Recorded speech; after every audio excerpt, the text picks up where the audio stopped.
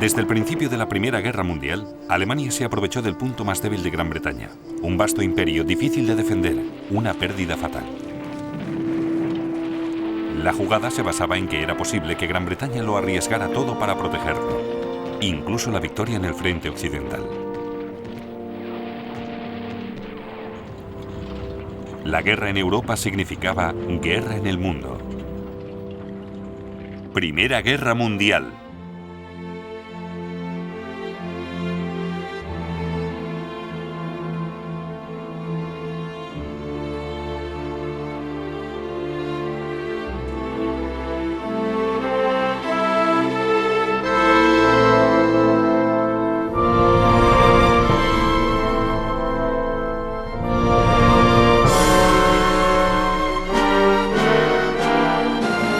Guerra global.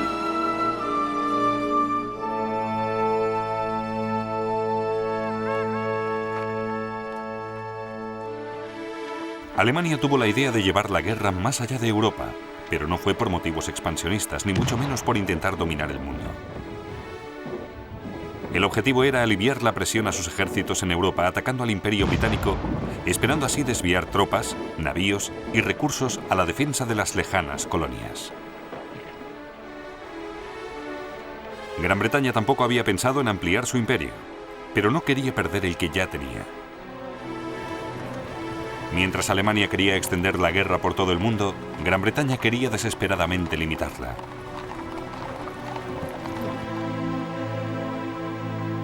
Maurice Hankey, secretario del Comité de Defensa del Imperio, era consciente de que el Imperio era el talón de Aquiles de Gran Bretaña y advirtió del peligro de que Alemania lo utilizara para distraer a Gran Bretaña de su esfuerzo de guerra. Las tropas no deben dedicarse a operaciones menores en prejuicio de su concentración en el teatro de operaciones principal y en la seguridad de sus rutas comerciales. 15 años antes, Alemania se había proclamado constructora de un imperio. El Kaiser había llevado a su país al siglo XX como un almirante alemán, creando una armada alemana global.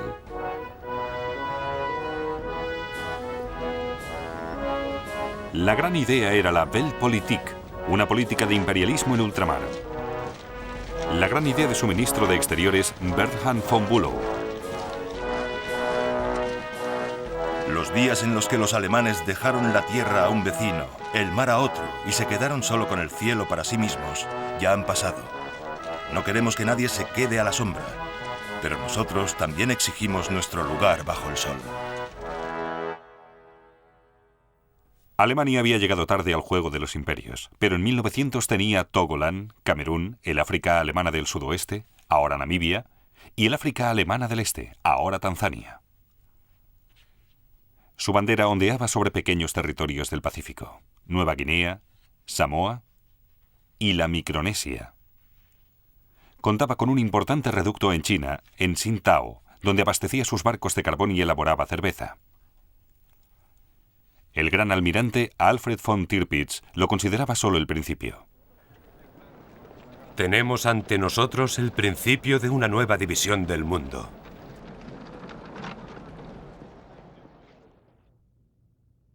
Alemania alarmó al mundo con su demagogia imperial. Le había echado el ojo a Puerto Rico y consideraba lanzarse sobre el Canal de Panamá en cuanto estuviera terminado. Pero el propósito más atrevido del Kaiser era el Plan Operativo número 3. La costa este es el corazón de Estados Unidos y ahí es donde es más vulnerable. Nueva York sería presa del pánico ante la idea de un bombardeo. Atacándole aquí podemos obligar a Estados Unidos a negociar.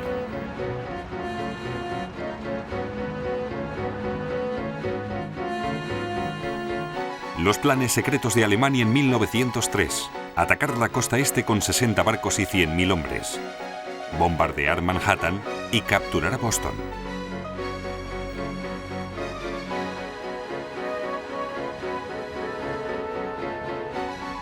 El descabellado plan se debía al resentimiento del Kaiser por el creciente poder de Norteamérica en el Pacífico. Creía en un Estado militarista y cada vez odiaba más lo que representaba Occidente. El servicio a Mamón, la codicia, el egoísmo. Usurpar tierras, mentir, traicionar y, no menos importante, asesinar. El Kaiser creía que el capitalismo era vulnerable, que un importante ataque en sus sistemas internacionales de comercio, crédito y seguros haría que se tambaleara el edificio. El plan operativo número 3 fue olvidado, pero no la hostilidad hacia los imperios capitalistas.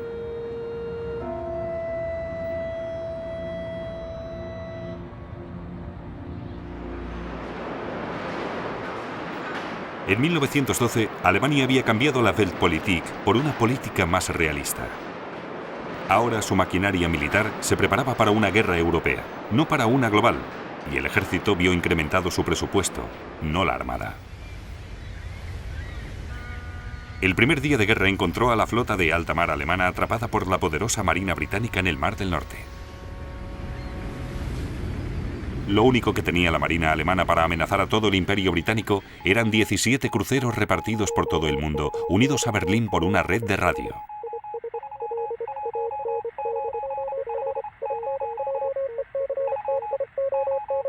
El Königsberg se encontraba frente a la costa este de África, el Goeben y el Breslau en el Mediterráneo, el Dresden y el Karlsruhe en las Indias Occidentales, el Leipzig frente a la costa oeste de Estados Unidos.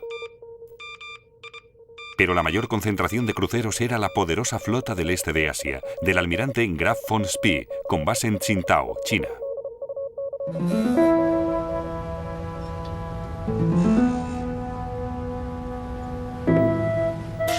Tsingtao le proporcionaba a Alemania una gran zona de operaciones, por el mar del sur de China y por el Pacífico.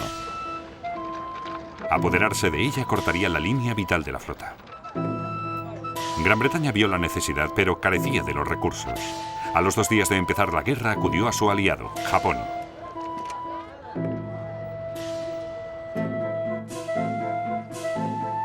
Japón estaba en camino de convertirse en una potencia. La petición de ayuda naval por parte de Gran Bretaña encajaba perfectamente con sus ambiciones. Juntos, Gran Bretaña y Japón capturarían Tsingtao, una base vital para Alemania y el orgullo y la alegría del Kaiser. Me avergonzaría más entregar Tsingtao a los japoneses que Berlín a los rusos. El 2 de septiembre de 1914, 60.000 soldados japoneses desembarcaron en la costa violando la neutralidad de China. Se unieron a 2.000 británicos y sitiaron el acuartelamiento alemán con sus 4.500 hombres. Es insoportable. Lo único que podemos hacer es esperar a que llegue ese montón de monos. Todos los días están un poco más cerca. Nadie espera volver de una pieza a casa. No hay esperanza de que lleguen refuerzos. La soga alrededor de nuestro cuello cada vez se aprieta más.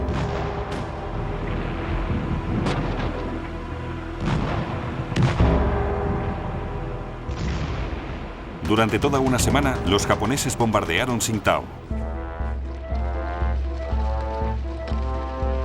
El 7 de noviembre, entraron triunfantes en la ciudad.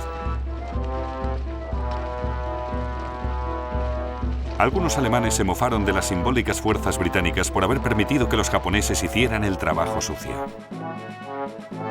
Los valientes británicos no jugaron ningún papel en la captura de Tsingtao, pero participaron en el desfile de la victoria. Los alemanes recibimos la orden de que cuando pasaron ellos debíamos darles la espalda. Los ingleses se quejaron al comandante japonés, pero él solo dijo: "No podemos repetir el desfile solo por eso".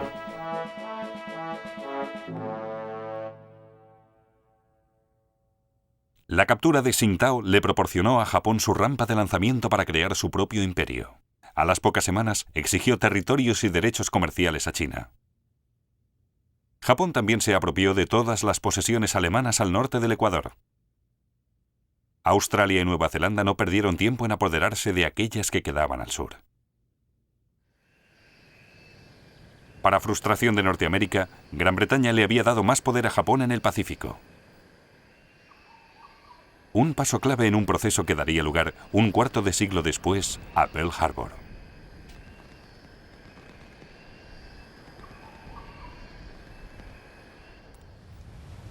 La pérdida de Tsingtao en vez de neutralizar la escuadra de Spee, consiguió que su fuerza destructiva se sintiera en todo el mundo. Los mejores comandantes de crucero alemanes, como Spee, eran guerreros solitarios a los que la guerra convirtió en héroes. Unos marinos soberbios con el instinto de los piratas. El Kaiser les había dado plena autoridad para tomar sus propias decisiones en tiempos de guerra.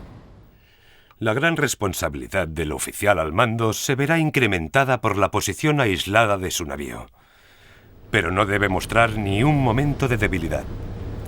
Sobre todo, el oficial debe tener en cuenta que su principal deber es dañar al enemigo tanto como le sea posible. Spee dividió su escuadra. El crucero ligero Emden, bajo el mando del capitán Karl von Müller, se dirigió al Golfo de Bengala. Spee, a bordo del Scharnhorst, envió a sus otros barcos al Pacífico. Me siento sin hogar. No puedo comunicarme con Alemania. Debo surcar los mares del mundo haciendo el mayor daño posible. En el almirantazgo, en Londres, a Winston Churchill le inquietaba saber dónde volvería a aparecer Spee. La inmensidad del Pacífico y la gran cantidad de islas le ofrecían refugio, y una vez se desvanecía, ¿quién iba a saber dónde iba a reaparecer? Era como una flor en un jarrón, bonita de ver, pero destinada a morir. Pero mientras viva, todas nuestras empresas están bajo la sombra de un peligro potencialmente serio.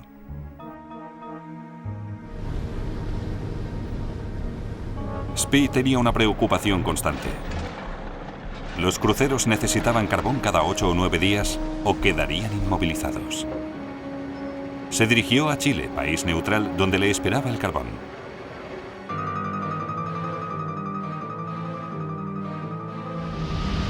El 1 de noviembre de 1914 se encontró con una escuadra británica frente a Coronel.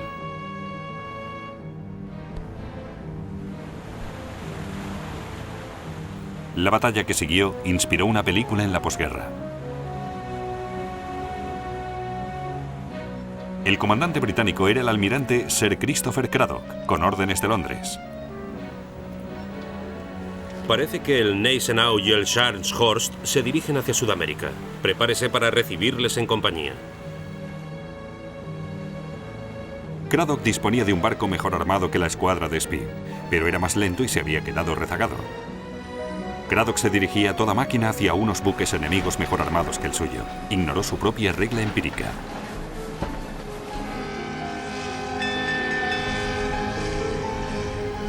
Un oficial naval nunca debe permitir que su barco vaya más deprisa que su cerebro. Inmediatamente ordené al Scharnhorst y al Gneisenau que avanzaran a toda máquina, y en menos de 15 minutos navegaba a 20 nudos con mar gruesa hasta quedar en paralelo con él.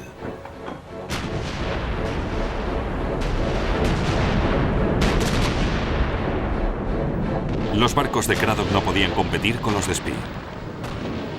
Era evidente que el Good Hope y el Monmouth corrían peligro. El Monmouth hizo una guiñada a estribor, envuelto en llamas. En el Good Hope hubo una terrible explosión entre el palo mayor y la chimenea de popa, y las llamas alcanzaban una altura de unos 70 metros, formando una nube de escombros que aún se elevaba más.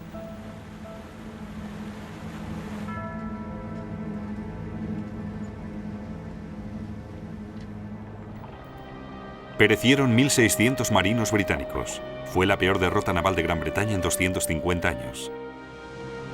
La guerra global iba tal como lo deseaba Alemania.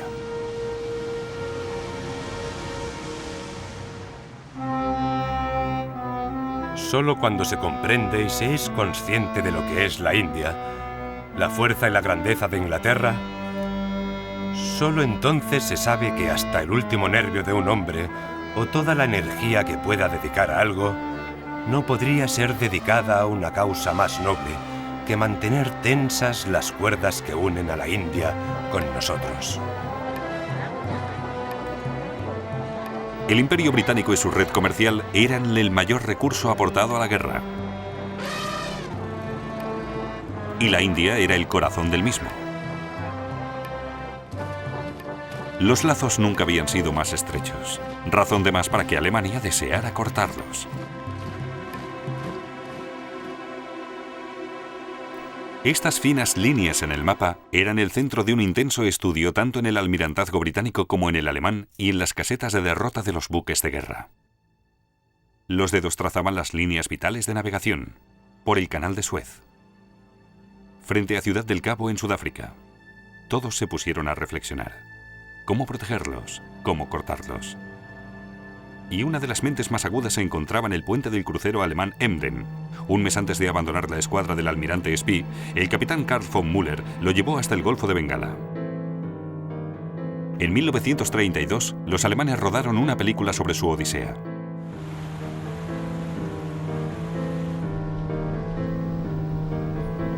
Tenía un poder indescriptible sobre toda la tripulación.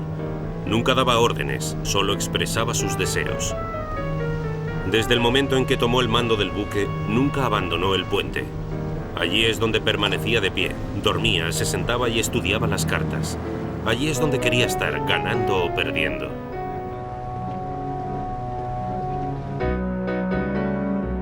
A veces, el Emden levantaba una chimenea falsa para parecer un crucero británico.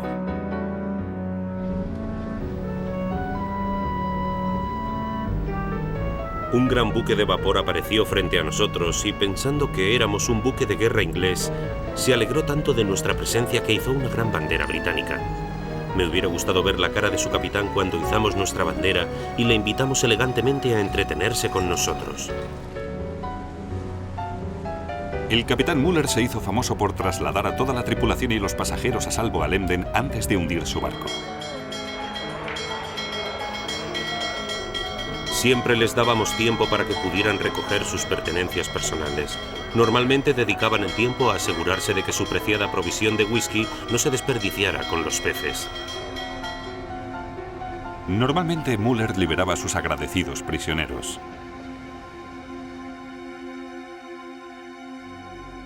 Tal fue el impacto del Emden que más tarde el almirantazgo británico preparó este gráfico para seguir sus movimientos. Müller incluso tenía la audacia de entrar en el puerto indio de Madrás, como recordaba un miembro de la tripulación en su diario. 22 de septiembre de 1914, 9:30 de la tarde. El Emden se acerca aún más y luego dispara 125 cañonazos. Algunos alcanzan a barcos anclados en el puerto. Grandes columnas de fuego se elevan por encima de los tanques de combustible. Las defensas costeras abren fuego, pero sin alcanzar el objetivo. 23 de septiembre. Ahora nos encontramos a 150 kilómetros de distancia. Aún podemos ver los incendios de Madrás.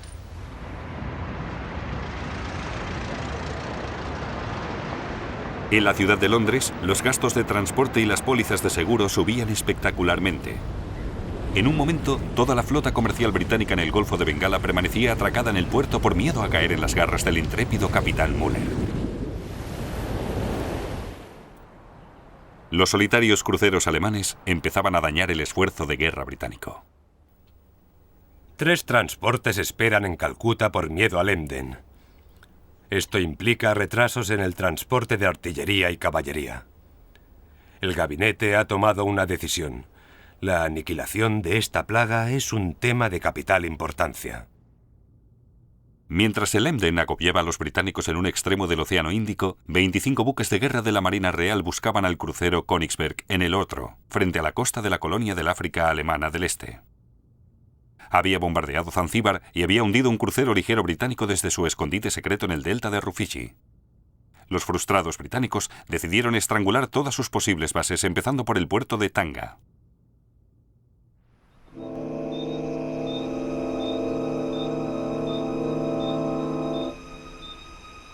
El 2 de noviembre de 1914, los británicos entraron en esta bahía. En la guerra global, las potencias imperiales hacían que otros lucharan por ellas. La mayoría de las tropas británicas eran indias.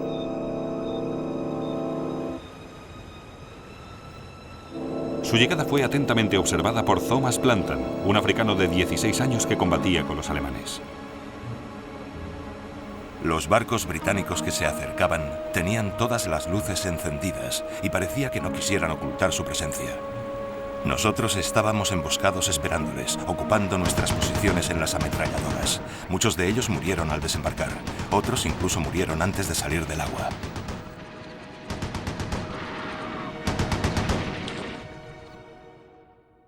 Thomas Plantan era uno de los 2.500 hombres bajo las órdenes del comandante alemán Paul von Lettow-Vorbeck. Los británicos creían que la toma de Tanga sería tarea fácil, pero no habían contado con Lettow. Era un soldado prusiano profesional, duro como la piedra, carismático. Von Lettow era un soldado extraordinario, pero testarudo y resuelto hasta un grado que afortunadamente nunca me había encontrado antes. Su cualidad más destacada era la inagotable energía con la que perseguía sus objetivos.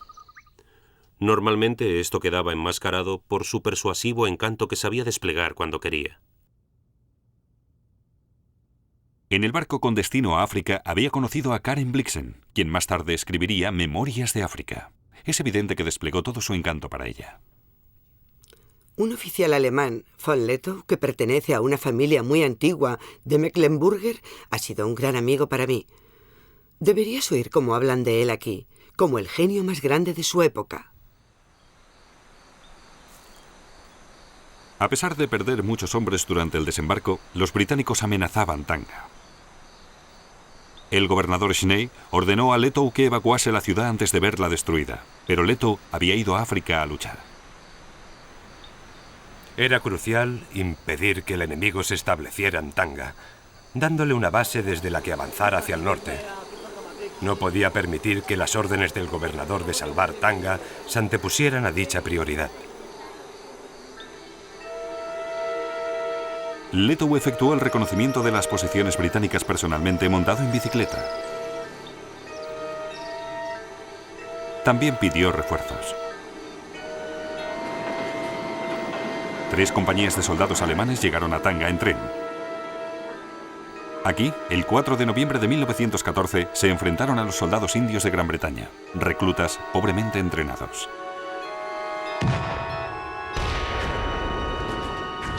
El oficial de la inteligencia británica, Richard Maynard Jacken, observó la consiguiente derrota. La mitad de los soldados del 13 de Rajput dieron la vuelta como chusma turbulenta y huyeron. No podía creer lo que veían mis ojos. Todos gritaban como monos aterrorizados y es evidente que no estaban preparados. Todo el mundo en el denso bosque, amigos y enemigos, estaban mezclados, gritando en todos los idiomas. El enemigo huía desordenadamente y nuestras ametralladoras abatieron a compañías enteras hasta el último hombre. Von Lettow tenía su base aquí, en el hospital alemán.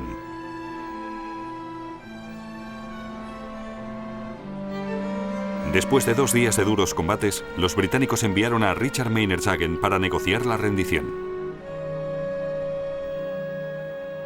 Los alemanes eran la amabilidad personificada y me ofrecieron un excelente desayuno que realmente necesitaba. Discutimos el combate libremente como si de un partido de fútbol se tratara. Parecía raro que hoy estuviera comiendo con unos hombres que ayer intentaba matar. Algo no estaba bien, y me pregunté si esto en verdad era la guerra o todos habíamos cometido un terrible error. Los oficiales alemanes eran hombres de aspecto duro, dispuestos y en plena forma.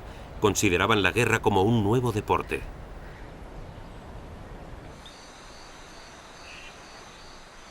Los británicos no pudieron tomar Tanga y sufrieron 700 bajas. Lettow solo perdió 65 hombres. Los alemanes le consideraron un héroe. Un David alemán está luchando solo contra el Goliat británico en África. Si no podemos luchar a su lado, por lo menos debemos asegurarnos de que tiene las suficientes piedras para su honda. Pero el bloqueo británico de Alemania impidió que los refuerzos le llegaran a Lettow. Más al este, al otro lado del Océano Índico, Müller seguía causando estragos. Había hundido 2 buques de guerra y capturado a 23 barcos mercantes.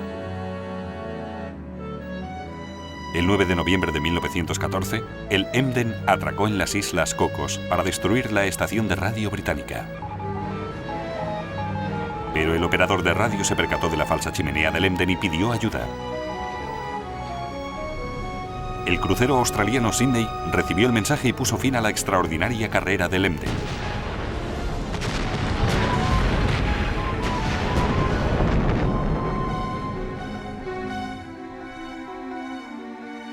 El capitán Müller fue hecho prisionero. él y los otros supervivientes fueron bien tratados. Querida familia, estoy bien y con salud. Los británicos son muy sociables. Nos tomaron un montón de fotos y nos pidieron la dirección para enviarnos una copia. Os quiere, Walter.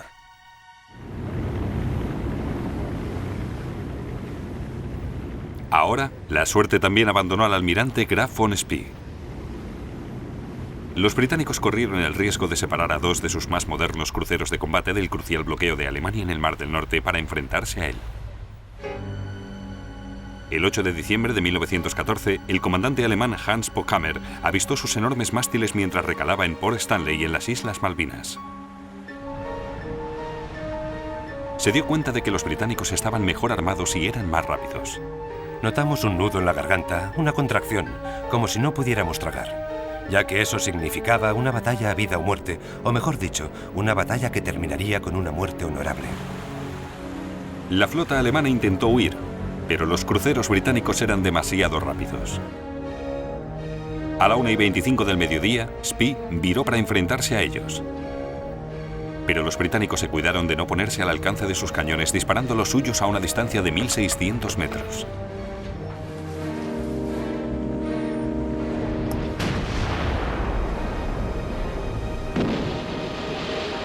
El teniente Harry Bennett, en el HMS Canopus, observó lo sucedido y pintó estas acuarelas. A las 4:17 de la tarde, el Scharnhorst se hundió con el almirante von Spee y toda la tripulación. A las 6:02 de la tarde, el Gneisenau se hundió con casi toda su tripulación, incluyendo a Heinrich, el hijo pequeño de von Spee. Su otro hijo, Otto, estaba en el Nuremberg, fatalmente siniestrado. La visión era de reverencial respeto. Cayó sobre un costado y se hundió con un elegante movimiento, como si fuera un vaso hundiéndose en un recipiente de agua. Los que se hundieron con él fueron valientes hasta el final, ya que vimos a unos hombres en el alcázar de popa haciendo ondear la bandera alemana mientras se hundía, y así entraron en su tumba de agua. La batalla de las Malvinas marcó el final de la campaña de los cruceros alemanes. Su guerra global tendría que llevarse a cabo en tierra. De nuevo, sus comandantes aprovecharon al máximo sus escasos recursos para hacer bailar a su son al Imperio Británico.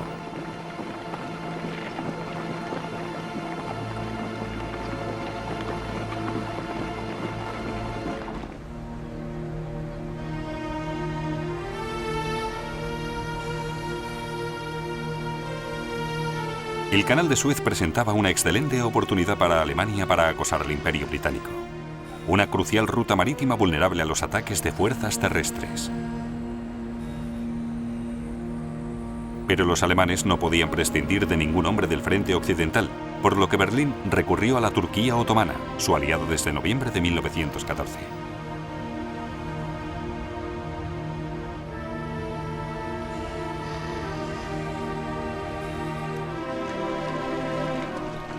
El cuarto ejército turco estaba estacionado en Palestina, a solo 225 kilómetros del Canal de Suez.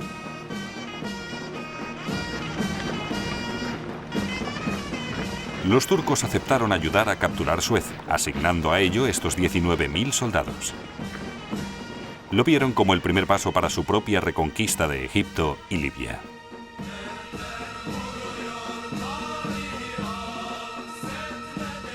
Marchábamos de noche y solo iluminados por la luz de la luna.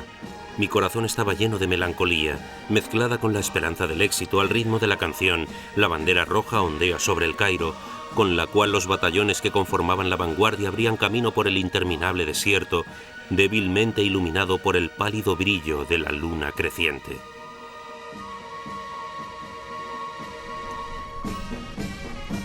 Los turcos tenían que transportar obuses, puentes flotantes, provisiones y agua por el desierto del Sinaí, y no perdieron a un solo hombre. A primeras horas del 3 de febrero de 1915 llegaron al Canal de Suez. El coronel alemán que había planificado la operación observaba cómo todo salía mal. Un centinela se dio cuenta de nuestro ataque y disparó. Los disparos crearon el pánico. Luego los ingleses barrieron las riberas con fuego de ametralladora.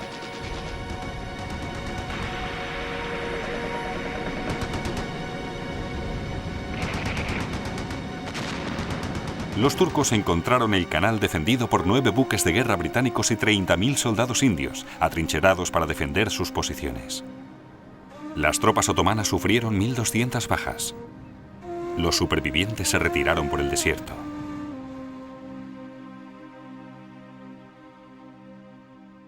El ataque había fracasado, pero África era un campo de batalla en la guerra global de Alemania. Contaba con 3 bases de operaciones: Camerún, el África alemana del Este y el África alemana del Sudoeste, con sus puertos y estaciones de radio. Por suerte para Gran Bretaña, tenía una colonia en la puerta de al lado. Por desgracia, su lealtad era la menos digna de confianza.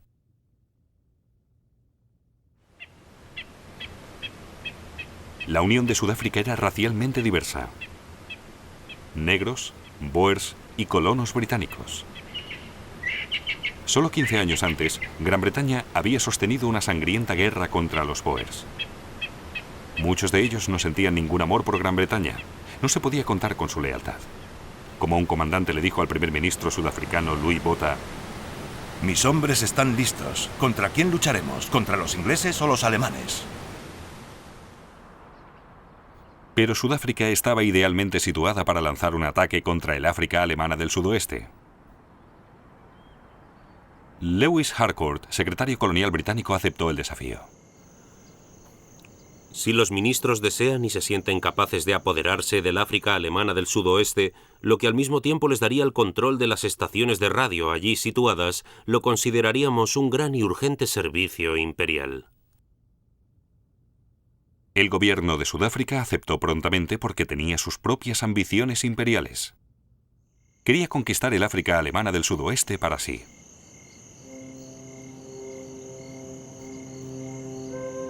El 14 de septiembre de 1914, las fuerzas sudafricanas cruzaron el río Orange, adentrándose en el África alemana del sudoeste.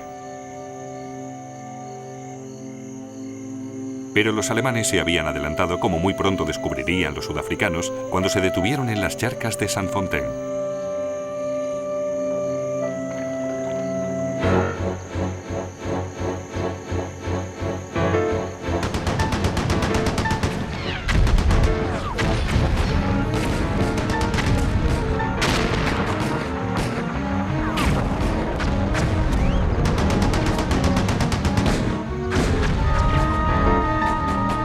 Los sudafricanos fueron derrotados, pero lo peor aún estaba por llegar.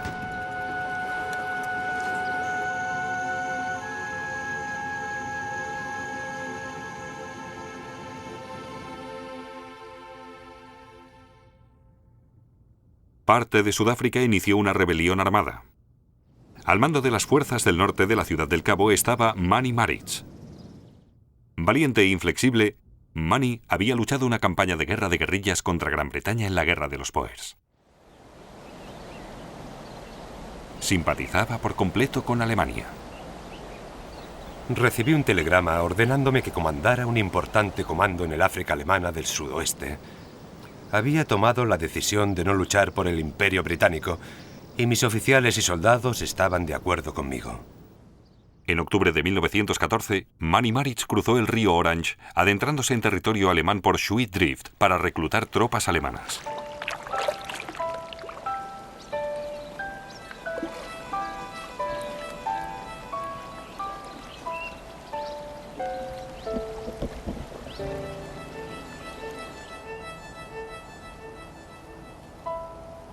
Dos días después, Marich se dirigió a sus tropas bajo este árbol.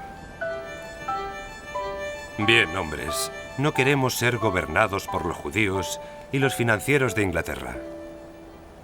El general Beyers y el general de Wet y yo mismo hemos decidido crear una república sudafricana independiente y hemos llegado a un acuerdo con el gobernador del África alemana del sudoeste. Ellos nos proporcionarán armas y munición y armas pesadas. De ello depende la libertad de las masas del país.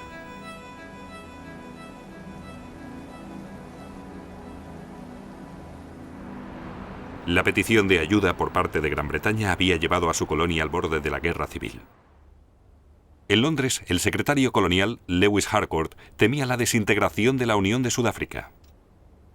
Secretamente ordenó que se enviasen 30.000 soldados australianos a Ciudad del Cabo para sofocar la rebelión. Lo más importante es la seguridad de la Unión. En comparación, no damos ninguna importancia a la África alemana del sudoeste. Los australianos no tuvieron que intervenir. En el invierno de 1914, los sudafricanos leales derrotaron a los rebeldes boers. Esta es una de las pocas imágenes en la que aparecen 50 de ellos cuando fueron llevados a Ciudad del Cabo para ser juzgados. Pero no consiguieron dar con Manny Maritz. En julio de 1915, los sudafricanos cercaron a los alemanes obligándoles a rendirse y anexionándose su colonia. Pero Gran Bretaña tenía más trabajo para Sudáfrica, esta vez al norte, para acabar de una vez por todas con von Lettow. Londres le pidió al ministro de Defensa de Sudáfrica que comandara la campaña, Johnny Smuts. Smuts también había combatido en la guerra de los Boers, pero ahora era un apasionado pro-británico. Más estadista que soldado, Smuts era un general indiferente de unas fuerzas convencionales. Y tenía que enfrentarse a Lettow. Richard Maynard Jagan, oficial británico, era ahora el oficial de inteligencia de Smuts. Smuts ha tomado la decisión de evitar un enfrentamiento violento. Me ha dicho que no puede permitirse volver a Sudáfrica con el sobrenombre de carnicero Smuts. Si von Lettow es inteligente y Smuts no lo es tanto, habrá problemas. Lettow era inteligente. Aquí, en su cuartel general en la estación ferroviaria de Moshi, tuvo la idea de privar a Gran Bretaña de tropas en Europa, extendiendo la guerra a África. La cuestión era, ¿podremos nosotros, con nuestras reducidas fuerzas, evitar que un considerable número de soldados enemigos intervengan en Europa? ¿O les infligiremos un daño sustancial a sus armas y tropas? Estaba convencido de que podríamos.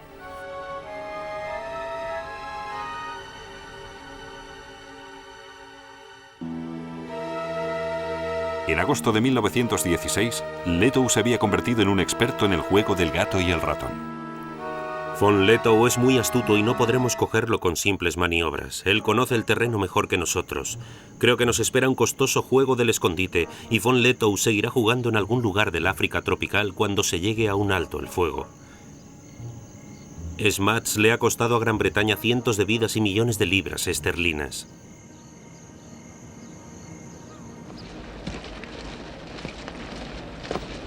Lettow capitaneaba sus fuerzas de hasta 15 soldados, la mayoría de ellos negros, basándose en la improvisación.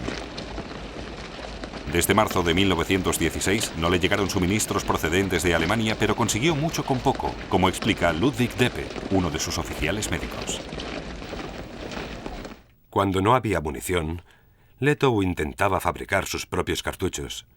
Si los hombres le pedían armas o ropa al comandante, éste les decía: «Cogédsela al enemigo».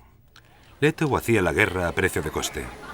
Habría estado justificado mostrar esta guerra en la feria de un pueblo con un letrero anunciando «La guerra más barata del mundo».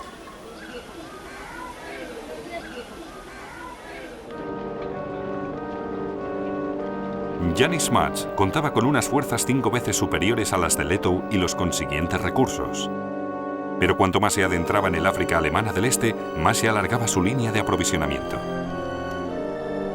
Y no había contado con la mosca asesina, la tsetse. La esperanza de vida de sus 50.000 caballos era solo de 4 semanas. Lluvias torrenciales, barro, polvo y calor sofocante también ralentizaban su avance. La inteligencia era imprecisa, los mapas inadecuados. Con frecuencia, el cable del teléfono tenía que levantarse a 8 metros del suelo para evitar que lo destrozaran las jirafas. Esta se asemeja a una guerra del pasado. Caminábamos por donde no había ninguna carretera. Es posible que ningún hombre blanco lo hubiera pisado antes. El río se ha desbordado y no podemos cruzarlo.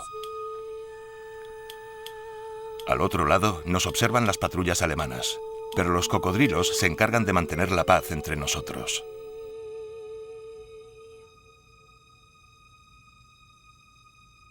Leto jugó con Smuts, negándose a luchar, escabulléndose, obligándolo a adentrarse cada vez más en África.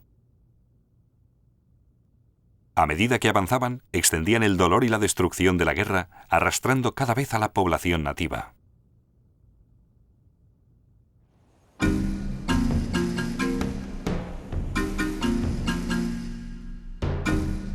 Esta guerra la soportaron las espaldas de los africanos negros. Solo para la campaña de Leto, los británicos reclutaron a más de 1 millón de porteadores negros. 1 de cada 5 murió de malnutrición y enfermedades. Un índice de mortalidad comparable al del frente occidental. Soportaban los padecimientos en silencio. Solo tenían deberes y casi ningún derecho.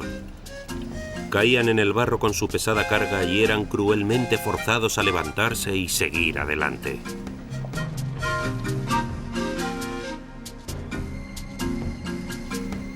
Oh, el camino del Indy era polvoriento y el camino del Indy era largo. Pero el hombre que tuvo el trabajo más duro, que no podía equivocarse, era el porteador Cavirondo, con su canción de Cavirondo. Era, ven aquí, porteador. Era, Homera, vamos, adelante. Y Homera no se quejaba, sencillamente hacía lo que le decían.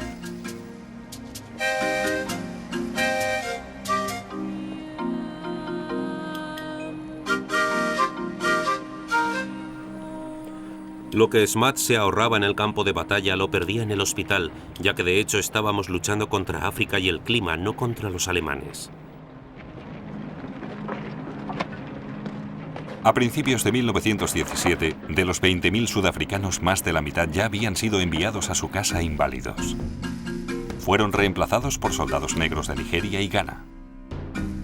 El reclutamiento de los negros también era altísimo en el África Oriental. En el transcurso de la guerra, los fusileros reales de África pasaron de 3.000 a 35.000.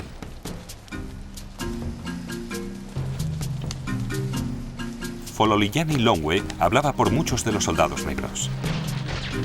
Imagínese enterrado en un agujero con solo la cabeza y las manos fuera, sujetando un arma, rodeado por el olor de la muerte, oyendo las explosiones de las bombas y las ametralladoras, humo por todas partes y la vegetación ardiendo, y, por supuesto, la deforestación. Viendo cómo matan a tu familia, llorando, y por fin, muertos. Esto es lo que hicimos, experimentamos y vimos. Leto sobrevivió sin conocer la derrota hasta el final, marchando triunfante por Berlín en 1919. Los británicos nunca le cogieron, a pesar de convertirla en una guerra africana y mandar un ejército tras él.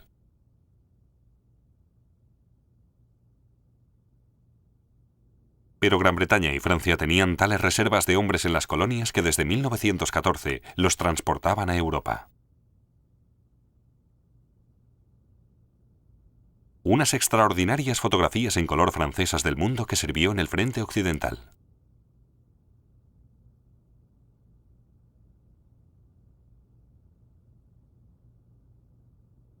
El general francés Charles Mangin calculó que Francia podía reclutar hasta 300.000 hombres de su imperio para Europa. Nadie le creyó. Pero de hecho, movilizaron al doble.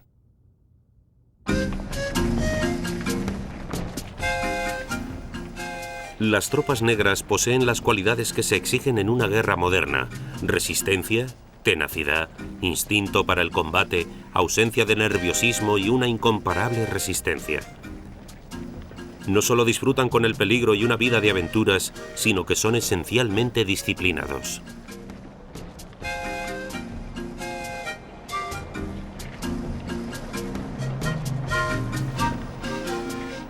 La gente empezaba a ocultarse y a huir del campamento. Había toda clase de enfermedades, incluso psicológicas. La gente no sabía a dónde iba, ni siquiera por qué estaba luchando. Corría el rumor de que nunca volveríamos, de que nos venderían como esclavos.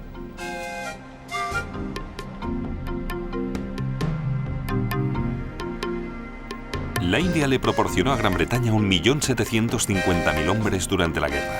Desde el principio se vieron implicados en algunos de los combates más duros de la guerra.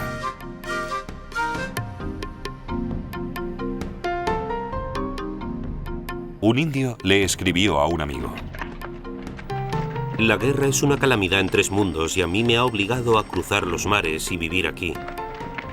El frío es tal que no puede describirse. Hace 4 meses que no hemos visto el sol. Ese es nuestro sacrificio. Ni duermo de noche ni descanso de día. No es posible que haya habido una guerra como esta ni la volverá a haber.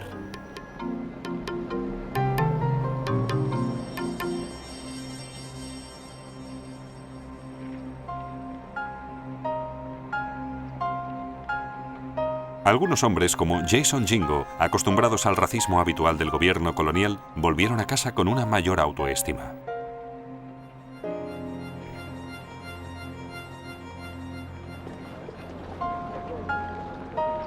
Hemos disfrutado del tiempo pasado en Francia. Fue nuestra primera experiencia de vivir en una sociedad sin barreras debidas al color. En casa éramos diferentes a los demás. Nuestra conducta, como les demostramos a los sudafricanos, era algo más que lo que ellos habían esperado de un nativo. Hemos copiado los modales y las costumbres de los europeos, y no solo eso, lo hemos vivido.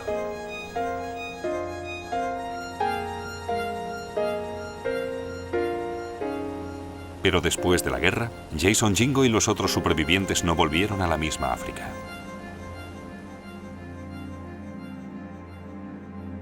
Los imperios que la habían troceado habían convertido grandes zonas de ella en terrenos baldíos, como explica el médico alemán Ludwig Deppe. Detrás de nosotros dejamos campos devastados y para el futuro inmediato hambruna.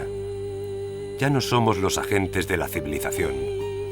Nuestro camino está marcado por la muerte, el saqueo y los pueblos desiertos.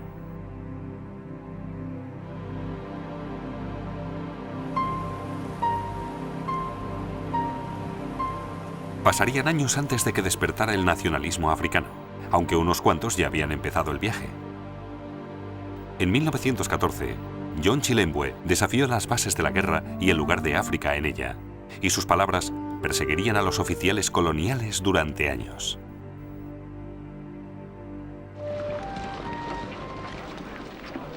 Que los hombres ricos, los banqueros, los nobles, los tenderos, los granjeros y los terratenientes vayan a la guerra y mueran. En vez de ello, nos invitan los pobres africanos que no tienen nada. Tras nuestra muerte, solo dejamos una larga hilera de viudas y huérfanos en la más desesperada de las miserias y en la más negra de las aflicciones.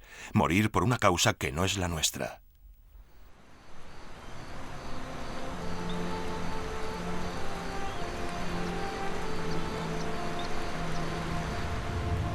Los alemanes habían luchado una guerra global excepcional. Pero le había costado sus cruceros, sus estaciones de radio y todas sus colonias. Pero Alemania había obligado a Gran Bretaña y a Francia a llamar a sus imperios y apoyarse en sus aliados. En el proceso, estos flexionaron sus músculos y crearon sus propios imperios. La Primera Guerra Mundial vivió la última carrera por África. Y las ideas que tanto había odiado el Kaiser, la apropiación de tierras, la avaricia y el capitalismo, aún se habían extendido más. De momento, el imperialismo parecía más fuerte que nunca.